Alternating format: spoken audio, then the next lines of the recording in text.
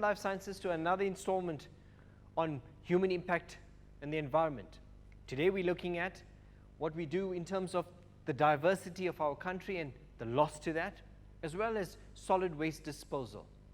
It's important for us to understand the context of where we are. In the previous lessons, we've looked at human impact on the environment, we've looked at climate change, we've looked at water availability. We also spent some time looking at in terms of what happens with food security in a country. Today we're going to focus on protecting our biodiversity and understanding what it means to losing that, and also the impact of solid waste disposal in our environment. So let's get straight into the concepts and then let's try and understand what this means. So, have you ever thought about what makes a species disappear? And will humans drown in their own waste? So we often hear the context of species becoming endangered. We've heard of, sadly, the extinction of species gradually over time. Have we ever wondered what this would mean in terms of when species start to disappear? Certainly, this has a knock-on effect on the diversity of our environment. So let's try and understand what diversity means and what happens when we see species disappearing or their numbers radically decreasing over a short period of time. So, an overview in this lesson is that we will focus on both the loss of biodiversity as well as solid waste disposal. Let's try and unpack the concepts in this lesson. So, firstly, we're going to spend some time looking at what is biodiversity. We need to discuss why it's important to us to maintain biodiversity. It's important for us to gather what are the threats that currently our diversity faces. We're going to spend some time looking at habitat destruction, the impact of poaching on certain species of organisms, as well as alien plant invasion in terms of how those affect the diversity of living organisms. As an introduction, we've got to always look at a multiple choice question. So here we go.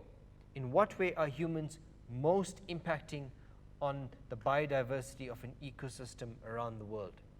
The options are: we are putting too many organisms in zoos or keeping them as pets. B, we are increasing biodiversity by breeding new species. C, we are destroying the habitats of a large number of species. Or D, recreational hunting. So all of these seem to be quite correct, but there is a significantly correct answer in this. And I think it's important for you to tune into the lesson. Let's try and understand what the impact is on biodiversity and then use that to understand and unpack this question at the end. Right, so some key words and concepts that we would look at. So it's important for us to understand what is biodiversity, and we'll unpack that concept. We know that we've been introduced to the term biome in grade 10, and we've looked at the different biomes in South Africa. We also mentioned the words indigenous, which we will use during this lesson, so plants that are naturally found in a country. We also will discuss the impact of exotic plants on the diversity, and most importantly, what the impact of alien invasive plants is on our biodiversity and on the indigenous plants in a biome. We also need to spend some time looking at poaching and the impact that poaching has on species in the context of biodiversity in South Africa. We've discussed monoculture previously, but we've got to look at how monoculture reduces biodiversity, the impact on deforestation, as well as the sustainable use of our resources in terms of protecting our biodiversity. So let's try and understand what is biodiversity and unpack that concept. So biodiversity refers to the variety of plant and animals species on Earth. So in the context of South Africa, we know that we live in a very diverse country from a cultural perspective, but also from a living natural organisms. So if we look at plant diversity and if we look at animal diversity, we are a country that is rich in this diversity. And hence we've got to look at what is the impact of losing these species, not just on the one species, but in terms of what is the impact it has on the variety of other species that co-inhabit or depend on these species. Okay, so biodiversity ensures that we have food, fresh water, medicines, and fuel that we obtain from our environment. It also ensures that the climate is regulated, floods are controlled through our wetlands, diseases are kept in check by predators that eat the sick animals, as well as water is purified by our wetlands. So if we assume that the biodiversity is just important from an eco-tourism, we're wrong. If we assume that biodiversity is just for protecting our animals, then we're wrong. Biodiversity is crucial, not just to animals, not just to our tourism industry, but it's essential to our livelihoods, as we see that it affects not just the livelihoods of animals, but it also talks about the sustaining of our wetlands, which are important aquipurifiers of the water that we consume. So let's try and understand the context of how biodiversity affects us all. So the biodiversity ensures that seeds are dispersed, nutrients are recycled, so nitrogen and phosphorus cycles, and your oxygen and soil how they return back into the soil. It also helps us to improve the quality of our life by providing us with forms of recreation and ecotourism. And so that's an essential part of the country's financial incentives for us to attract tourists from other countries. And lots of them come to actually splendor in the diversity of living organisms as well as plants that we have. So from an economical perspective, our biodiversity is very important to us as a country. So we've looked at what is biodiversity. Let's look at the importance of maintaining this biodiversity. Okay, so if we think about why is it important, we have water quality that is cleansed, or we have our water wetlands that actually plays an important role in the quality of our water. So that's very important. We have air quality that is maintained. We have water quality that is maintained. Pest control. So if we think about why we have snakes are present, those snakes are important in controlling the pest.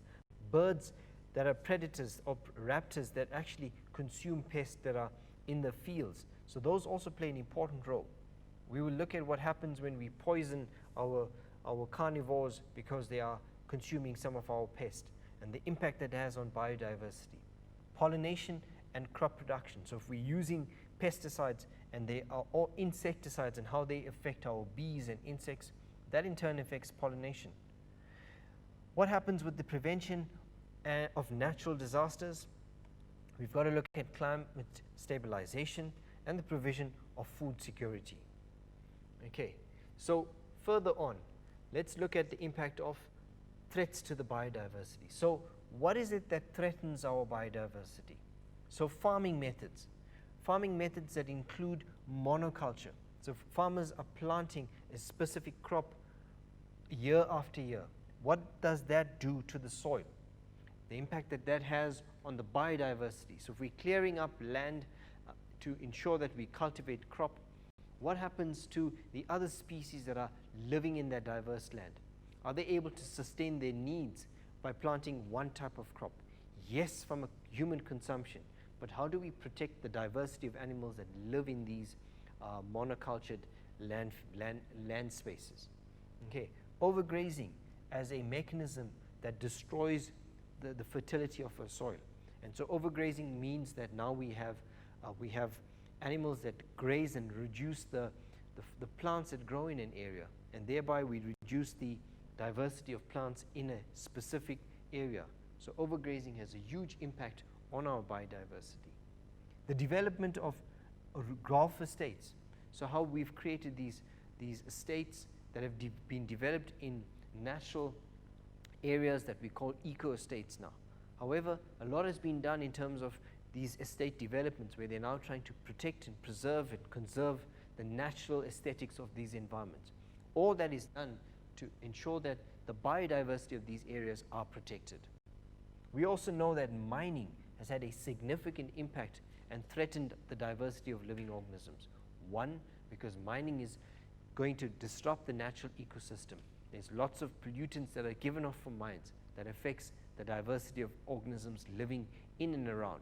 We have acid mine runoffs that again pour into these rivers that destroy or affect the animals or the plant life that live in the water and along the water. So these are significant in terms of threats to our biodiversity.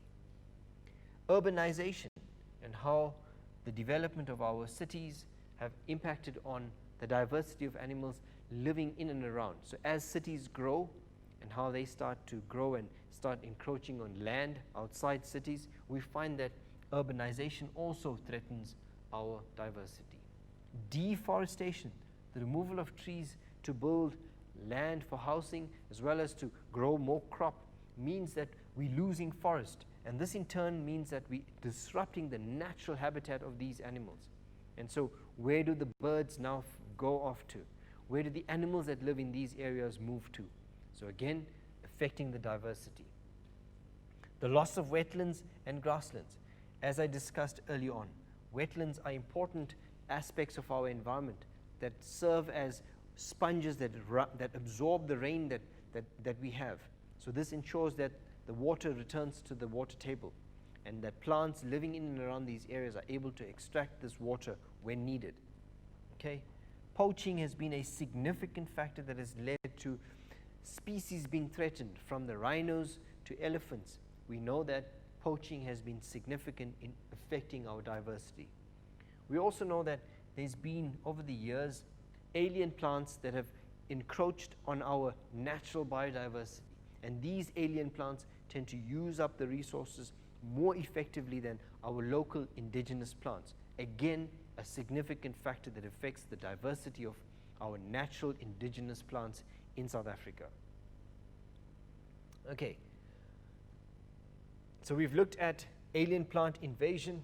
We also need to look at this from an economical perspective. So alien invasive species may be controlled by mechanical, chemical, and biological control methods. And these are quite expensive and economically not viable. So this affects, again, the cost of maintaining our biodiversity. There are many mechanical methods that involve chopping down plants or the physical removal of them by hand. And this is very time consuming, as well as it's a costly process. So the impact that these alien invasive plants have are significant, and it's costly to maintain that. And hence, we've got to look at the effect that this has on our ecosystem. We also know that there are chemical control mechanisms where we spray herbicides onto these plants, and this will also impact on polluting the environment and can be very expensive. There are several biological methods, and these methods introducing their natural enemy in the form of alien plants that will then compete with these. Also, we have certain biological methods of removing alien invasive animals, where we introduce a natural predator into an area. And so as we get into the next session, we will look at waste disposal. So you guys need to get a break from my side, short break, and I'll see you back.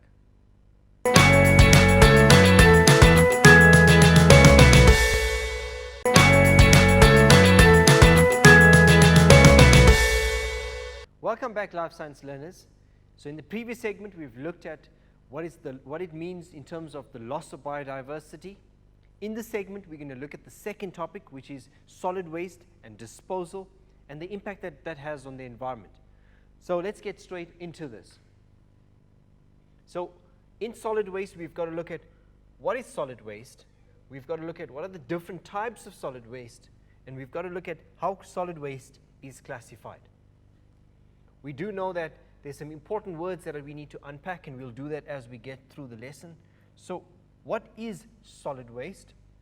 What is the difference between biodegradable and non-biodegradable? And we also need to unpack what is hazardous waste. You will see that in this lesson, we start off focusing on what is solid waste. Let's try and understand what is solid waste. So in this image, you often see these landfills that have heaps of waste that are being filled into land spaces. So that is a solid waste disposal facility. Have you ever thought about what goes into that space? So let's try and understand, what do we mean by solid waste disposal? So what is waste? Waste is also known as rubbish, trash, refuse, garbage, junk, litter, and these are basically unwanted or useless material.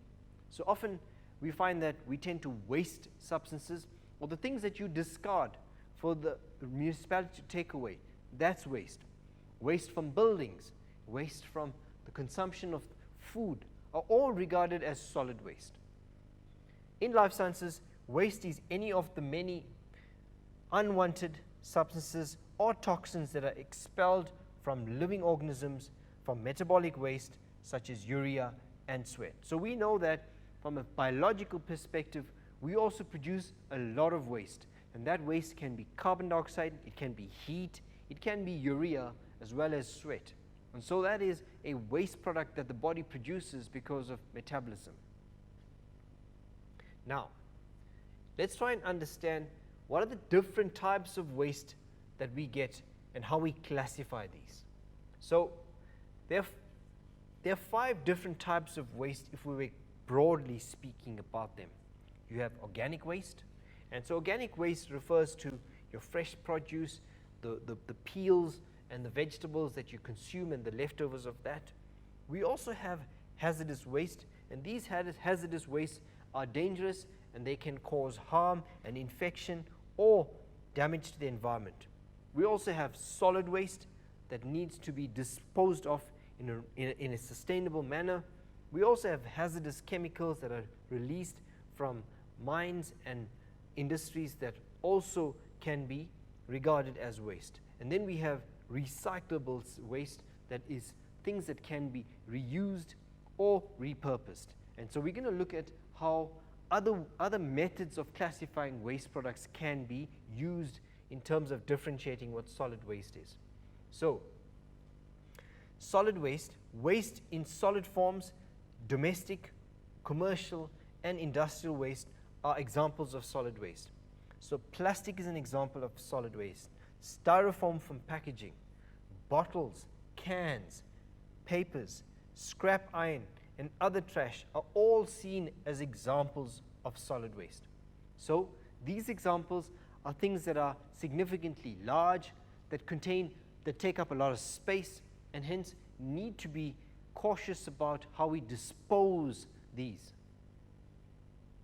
So when we look at liquid waste, these are waste in the form of the state of matter which is liquid. So your domestic washing, so from your baths and your toilets, that's domestic washing. Chemicals from industries, oils from industries, wastewater from sewage and from ponds. Manufacturing industries and other sources produce lots of waste in the liquid form. We also have waste in a gaseous state.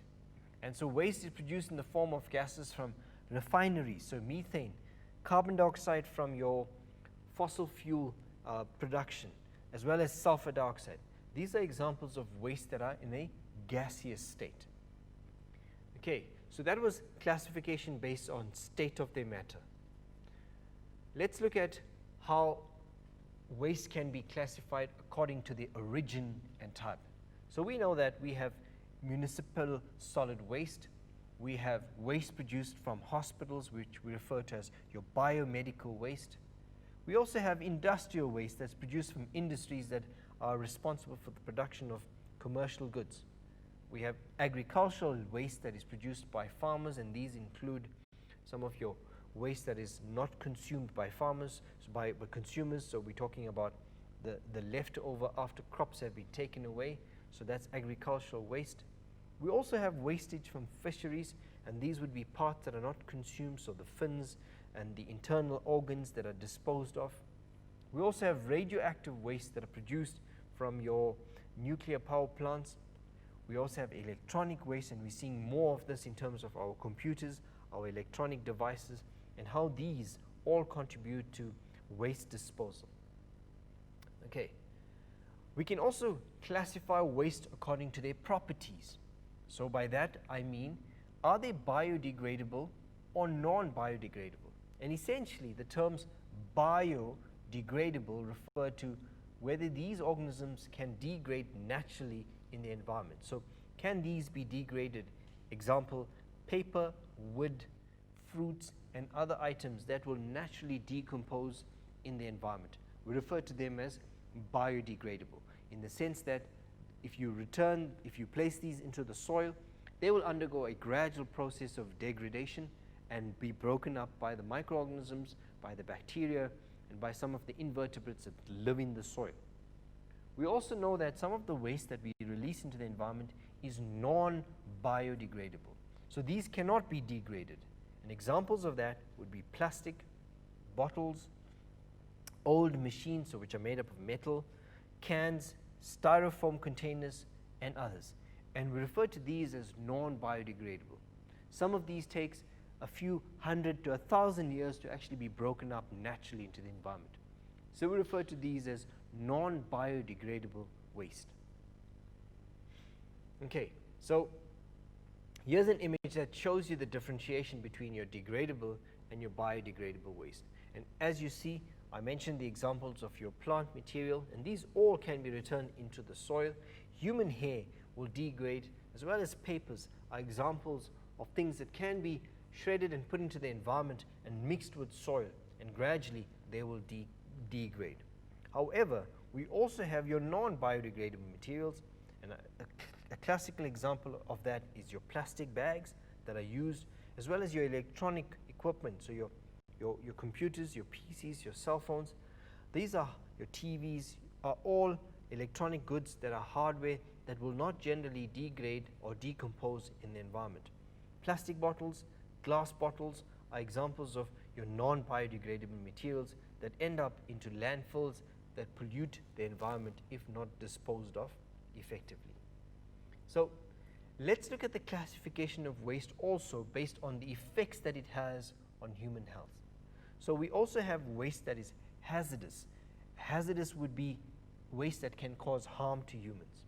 So substances that are unsafe to use commercially, industrially, agriculturally, or economically have any of the following properties.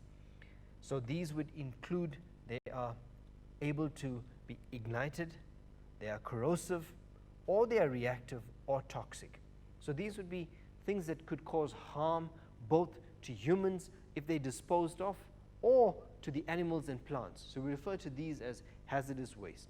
So they are dangerous to the environment, but they're also dangerous in terms of people living around them. So we will see that certain industries produce corrosive substances that are given off into the environment, into water bodies that are damaging to the water bodies, but also can contaminate these water bodies which humans rely on. So that is hazardous. We also know that there are certain non-hazardous wastes that are produced, and these substances are safe to use commercially, industrially, agriculturally, or economically, and do not have any of those properties mentioned earlier on when we discussed the hazardous waste. These generally can be disposed of without having significant impact on the environment. So steam, although is hot, but it can be released into cooling towers that gradually release into the atmosphere, which does not have a hazard in terms of the people or the organisms living in that area.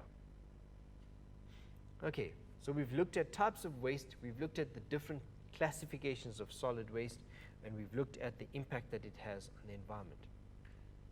Guys, I think it's time we look at some questions and see how the adaptation of our understanding of solid waste can be applied in the context of a question.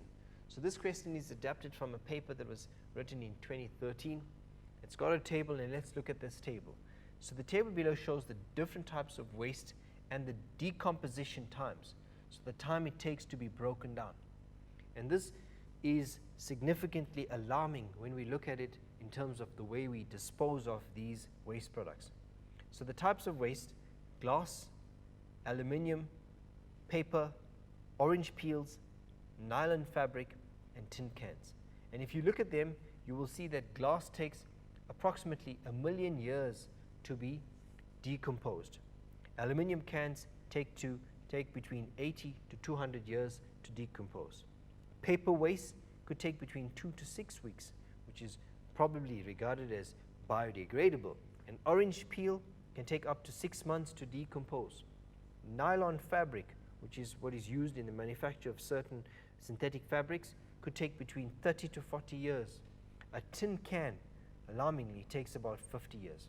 So guys, it's important to note these, especially as we dispose of our waste.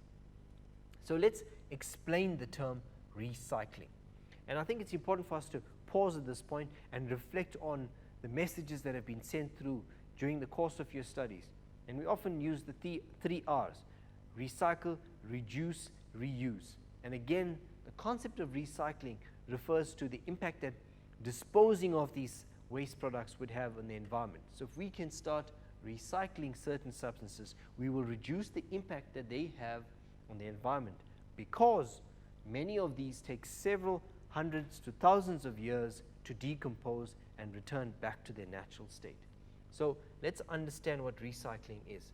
So recycling is the process of converting waste materials into reusable objects, or we say repurposing them, to prevent wastage potentially of useful materials, thereby reducing the consumption of fresh raw materials, energy, as well as reducing air pollution, water pollution, and by decreasing the need for us to conventionally dispose of substances into our landfills. So waste recycling, or recycling, again talks about the way we reuse certain substances or we repurpose them. And that's because in the production of something, a lot of energy has gone in and there was production of waste products. So if we have to dispose of that and not recycle it, it means that we would have to produce more and in turn impact the environment further negatively. Right, so let's look at the next question. Name one type of waste in the table below that can be recycled. So when we look at this table, let's look at one type of waste that can be recycled. So if we think about all of the glass, the aluminium, and the paper waste, a lot of this can be recycled. So recycling again means changing the purpose of this so that we can reuse them, thereby preventing them from being filled up into land space. So paper definitely can be recycled, glass can be recycled, aluminium and tin cans can be recycled and reused for their purposes, which are again going to reduce the impact that they have on solid waste landfills. Explain two advantages of recycling. So guys, it's important for us to understand that recycling means that we're reducing on the cost of production and we're reducing the impact that that has on the environment. So we reduce the energy that is required. We're reducing the consumption of raw materials that is required to produce raw products. We're reducing air pollution because it is a product that happens when substances are produced. We're also reducing water pollution. We're reducing what happens in landfills where waste products are deposited. Okay, so reducing the need for conventional waste disposal, as well as reducing the greenhouse gas emissions, are all significant aspects of recycling.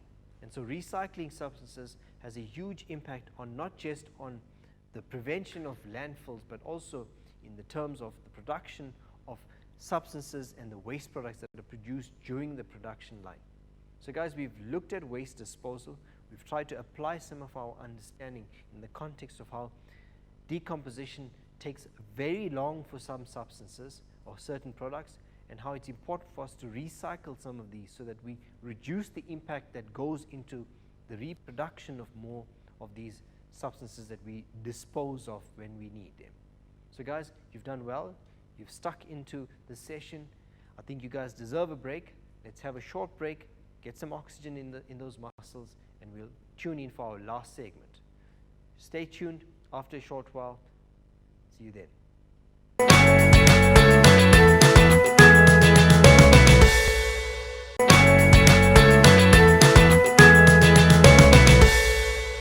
Welcome back, Life Science learners, to our final segment this day. We were looking at the impact that humans have on the environment by looking at loss of biodiversity. We spent some time looking at solid waste disposal. We've looked at the different types of solid waste, and we attempted to solve a question where we looked at how the impact of recycling can reduce the impact that solid waste has on the environment. In this segment, we want to recap on the loss of biodiversity, and we need to attempt to apply some of that in the context of a question. So let's recap on the loss of biodiversity, and let's apply some of our understanding to a question. So in this segment earlier on, we looked at what was biodiversity. We've looked at the importance of maintaining biodiversity. We discussed what the threats to biodiversity are. We spent some time looking at habitat destruction in terms of how that occurs. We looked at poaching as an impact on biodiversity, and we've discussed what alien plant invasion is and how that becomes quite expensive to maintain. In this segment, let's look at the impact of poaching by applying our understanding to the conservation of animals in South Africa. So the question reads, study the table showing a summary of the rhino poaching incidents in South Africa from 2006 to 2010. And guys, you would know that there's been a lot of poaching of rhinos that has happened in the last 20 years. And the government of South Africa, along with South African National Parks Association, has done significant conservation work in maintaining and protecting these precious animals that we have.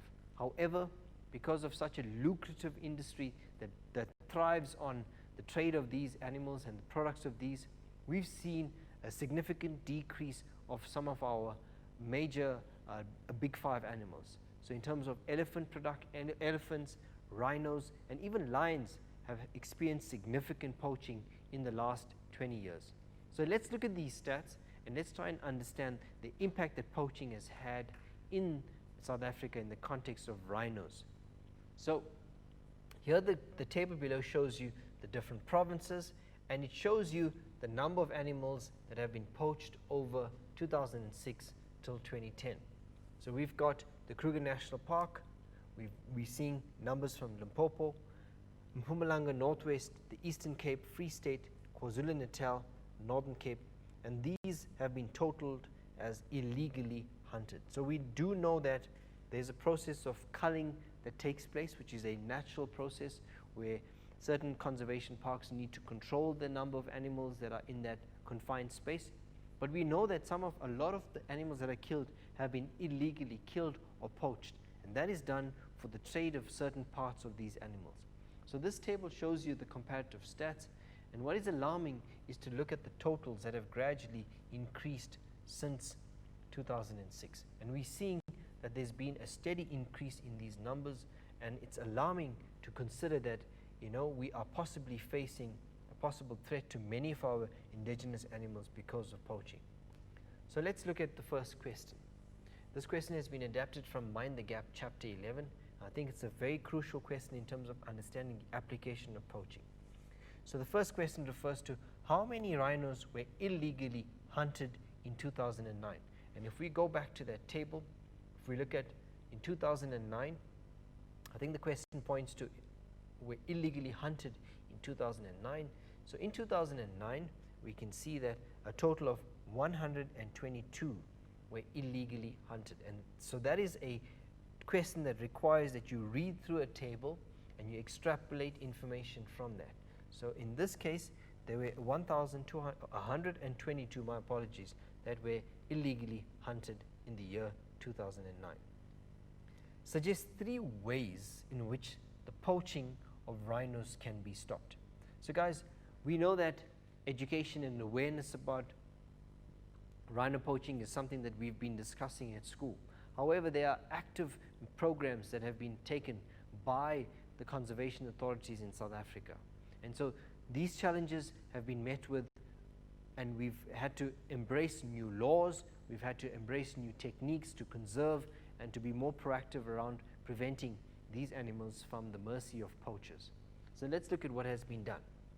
So we do know that because of these alarming stats and the steady increase, the conservation authorities have had to act very fast and very effectively, despite the challenges that they face. So what must be done, or what has been done? So we know that there's been certain programs where the horns are sawn off, and this is essentially a controlled process of removing the horns of these rhinos when they are much younger.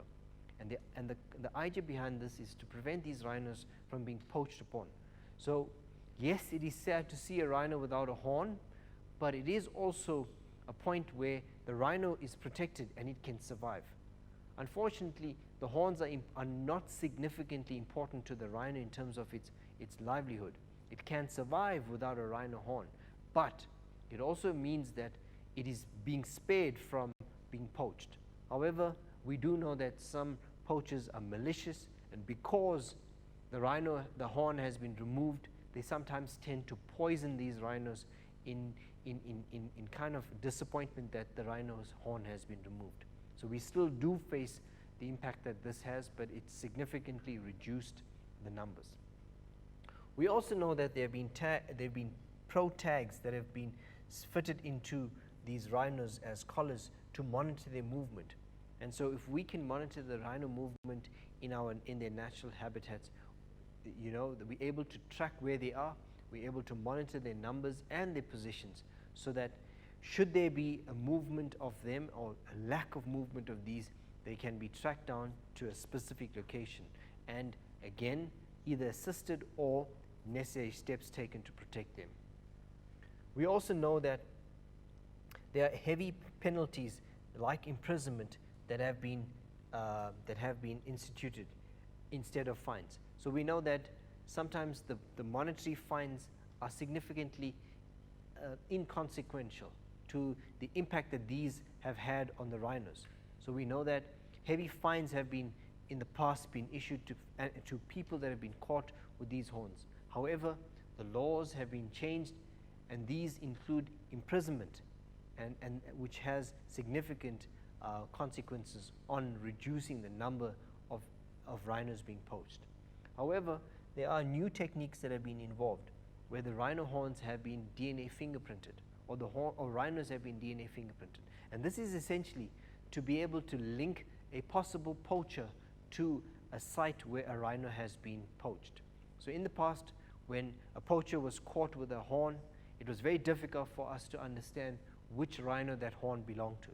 And it's important that the law system is able to identify and link a horn and a poacher to a site where that has been poached from. And so that has provided significant assistance to the judiciary in terms of linking people or linking poachers to a site where a rhino has been poached. The next question: describe the general trend observed in the table. And if you look at the table, you can see that the general trend is that if we look at the total numbers in 2006, and if we compare that to in 2010, we can see that these numbers have significantly increased. So if we look at the total numbers, there's been a significant increase from 2006 to 2010. And this talks to what has happened in terms of the international trade of these horns, in terms of the demand for them. So we've seen that there's been an increase from the year 2008 to the year 2010. Okay, by what percentage did the poaching of rhino incidences increase in the Northwest from 2008 to 2010? So it's important that we identify in the question the province, and the question wants us to calculate the percentage. So let's look at the table, and we've got to look at the time period, which is 2008, for the province of Northwest. So when we look at the table, so we're looking at the Northwest province, and it's from 2008 to 2010, and so we've got to identify what is the increase of these numbers. So it increased from 7 all the way to 44. Let's calculate what this means as a percentage of increase. So if you plug in the numbers, you can see that it's 44 over 7 times 100, because we need to calculate that as percentage. And this shows that it is increased by 628 times. This is a significant increase in the number of rhinos. So it's a radical increase, almost 6 times, and hence that's a significant concern in that number. The next question: use the data in the table and draw a histogram to show the number of rhinos poached in each year from 2006 to 2010. So again, the question requires that we draw a histogram, and remember that we've got to apply all the rules that we need when drawing a graph. So if we're going to go back to the question, so we've got to find out the poached from, so it's the, draw a histogram to show the number of rhinos poached from each year. So we've got to know the total number from each year in that period. So if we go back to that graph, so we've got to go look at these values, and I'm going to keep my graph up here, and I've plotted the graph for you, but I want to show you the mark allocation for this. So it's important that we first give the graph a heading. So this is a histogram, and I'll remind you that a histogram is a bar graph with no spaces. So essentially it is a graph where the bars have no spaces. So if it was a bar graph, we will see that there would be clear spaces between them, but the question wants us to draw a histogram, so we would notice that the bars are connected between one to the next. Again, so we've illustrated that it's a histogram, and we've got to have both the dependent and the independent variable in this. So the dependent variable is the number of rhino horns that were poached, and this was in the time period from 2000 to 2010. So we clearly see that the heading has both the dependent and the independent variable in it. We had to also create a scale on the y-axis, and for me to do that, I had to look at what the lowest number was, and we can see that the lowest number is 24, and the highest number is, if we go to that, is 247. So we're looking at approximately 250. So our scale needs to be in a scale of 50s, and I've chosen units of 50. So I've gone from 0 all the way in values of 50 to 250, and I've labeled this as my dependent variable, and in this case it is the total number of rhino poaching incidences, which I've plotted on the y-axis. Our independent variable goes onto the x-axis, and in this case we have time, and that time is given in the unit of years, and that's important for us to identify that the unit is years and the variable is time. So guys, when plotting a bar graph, you've got to make sure that, a histogram, you've got to make sure that these bars are all equal in width, and we can see that they are clearly labeled, and in this case I've not used a key, but I have labeled the bars on the x-axis in terms of the time period. If you chose to indicate the labels as A, B, and C, then you would have to put in a key here where you would indicate that A is the time period, in this case the year 2006, and B would be 2007. So it's important that you clearly identify which bars represents, in this case, which year, and then you would have to plot these values out. And if we go to the first one, you can see that in the year 2006 we had 24 that were poached. So this would take us to a value of 24, and you would draw that bar out neatly using a ruler, and then you would plot the next one, and you would eventually plot this graph knowing that you've plotted all 5 time periods, and you would have labeled them accordingly. So guys, let's read the next question. The next question talks about the rooibos plant, and let's read through that question and answer some of the questions based on that.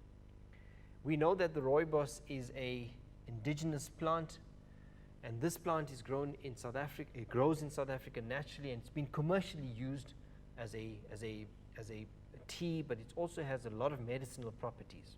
So let's look at the context of this. So the rooibos plant is used to make herbal tea.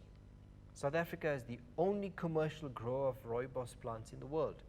There's a huge market for this. Rooibos tea is a caffeine-free beverage with health and medicinal benefits. Some of the benefits of drinking rooibos tea are that it has a calming effect, it helps with digestion, and it helps with infant colic. So you would have probably seen lots of varieties of rooibos tea. And so it's an indigenous herb, it's produced in the Cape Fynbos, and it grows naturally there, and it's a huge potential income for the South African tea industry. However, there's a demand internationally for it, and we see that this creates an opportunity for it to create exploitation. So let's look at the questions based on this. So the first question is, describe 2 ways in which over-exploitation of plants such as the rooibos impacts on other life forms in the environment. And as we discussed, we referred to biodiversity earlier on.